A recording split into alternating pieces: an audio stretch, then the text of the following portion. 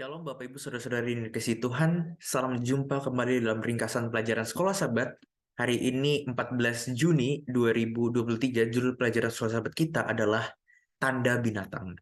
Sebelum kita akan mulai, mari kita bersatu dalam doa. Tuhan, urapi kami dan kuasa Roh Kudus-Mu agar kami dapat mengerti dan juga menerapkan pelajaran ini dalam kehidupan kami ya Tuhan. Di dalam nama Yesus kami berdoa. Amin. Bapak Ibu Saudara-saudari, saya mau kasih disclaimer dulu ya, bahwa sepanjang triwulan ini kita belajar tentang kitab nubuatan, kitab Wahyu khususnya, dan kitab nubuatan itu penuh dengan simbol, simbolik ya. Jadi kita harus hati-hati dan pelan-pelan untuk memaknai simbol-simbol itu ya, atau ayat-ayat di dalam kitab nubuatan ini. Nah, apa itu tanda binatang ya? Karena itu kan pertanyaannya pastinya. Ya, dan kita pasti udah sangat tahu lah. Mungkin ada yang sudah sangat mengerti dan dengan jelas. Tapi mari mungkin ada yang masih belum paham. Mari kita coba review lagi. Mari kita lihat apa yang dikatakan dari pelajaran ini. Tapi sebelum saya ke sana, mari kita lihat dulu ayat dua ayat berikut ini. Ya. Dalam Wahyu 7 ayat 2 sampai ayat 3 ya. Fokusnya di ayat 3 dikatakan ini malaikat ya yang berkata, janganlah merusakkan bumi atau laut atau pohon-pohon sebelum kami memeteraikan hamba-hamba Allah kami pada dahi mereka. Ya, ini adalah tentang meterai Allah konteksnya di Wahyu pasal 7. Kemudian di Wahyu pasal 14 ya, di ayat yang 9 dikatakan bahwa ada juga malaikat yang malaikat lain, ini pekabaran malaikat ketiga, dikatakan bahwa jikalau seorang menyembah binatang dan patungnya itu dan menerima tanda pada dahinya ya, atau pada tangannya ya. Nah, ini unik ya Bapak Ibu, kalau kita lihat dua ayat ini karena sama gitu kan, tandanya di dahi ya. Yang meterai Allah di dahi, yang tanda binatang dan patungnya itu di dahi juga. Nah, jadi Bapak Ibu, sebenarnya tanda binatang ini sesungguhnya adalah tiruan dari meterai Allah. Ya, jadi luar biasa ya setan ini, dia memanipulasi ini semua gitu seolah-olah tanda ini adalah tanda yang benar gitu kan. Ya, tanda binatang itu. Nah, jadi hati-hati kita ya.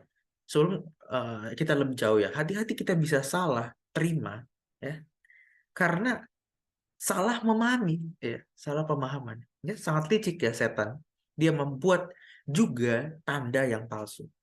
Nah, jadi materi Allah diletakkan pada dahi. Kita sudah tahu ya, kita sudah pelajari.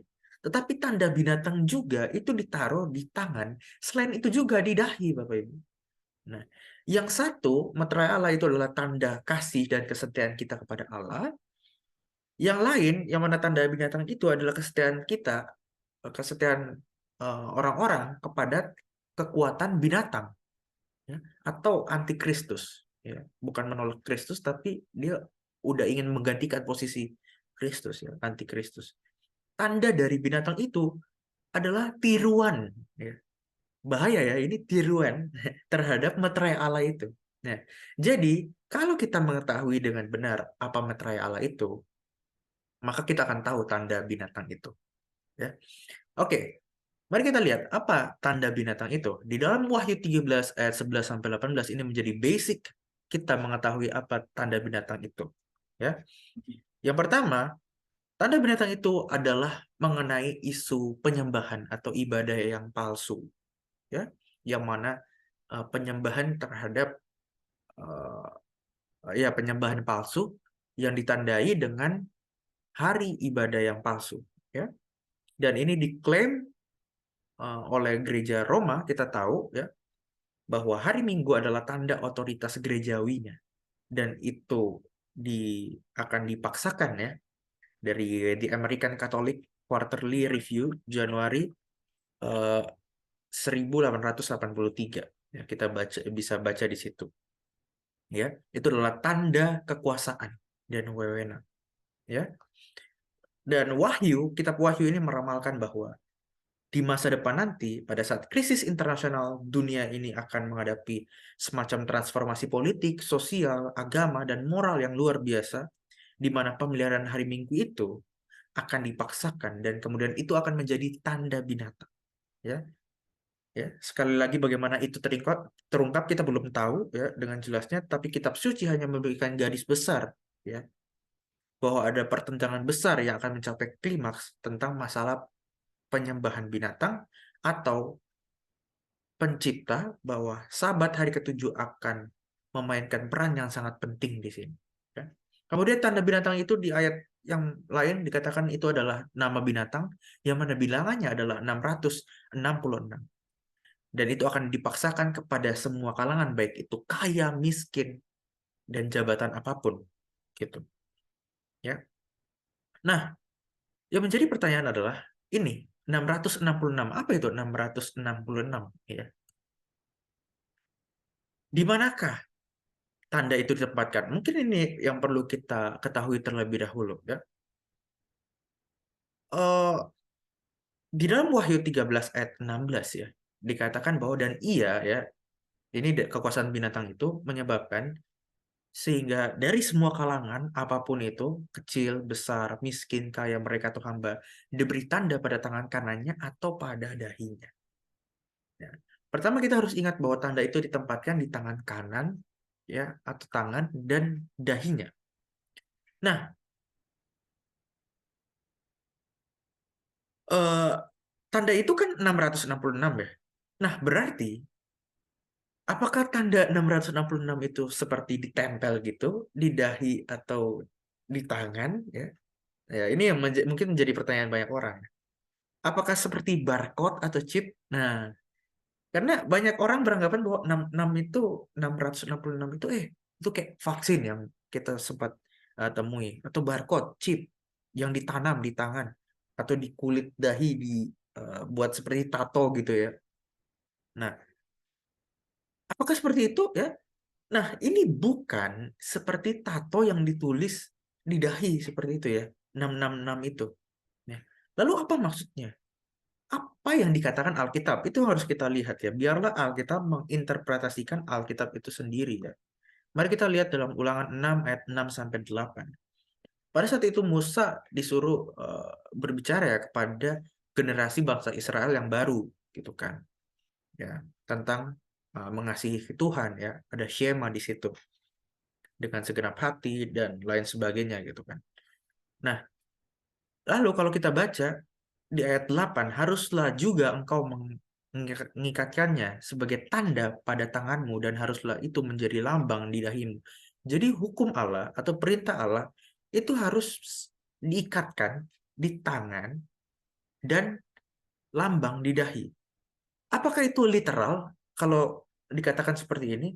Ya jelas tidak ya, itu adalah simbol gitu kan.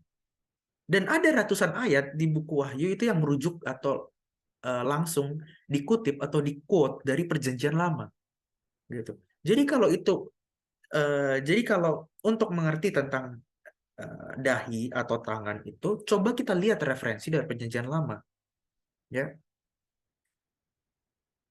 Yesus juga pernah bilang ya bahwa apabila tangan kananmu menyesatkan engkau maka penggalah. Kan langsung tidak dipenggal secara literal ya. Ya. Jadi kita bisa lihat di sini bahwa tanda binatang itu bukan seperti tato yang ditempel gitu kan. Bukan secara physically gitu kan. Nah, kata Yunani juga untuk tanda binatang itu adalah harikma, itu ukirannya. Apakah itu ukiran yang ditempel gitu di dahi? Tidak ya. Ketika Tuhan mengatakan mengenai perjanjian yang baru ya, aku akan menulis ya, mengukir di hati manusia.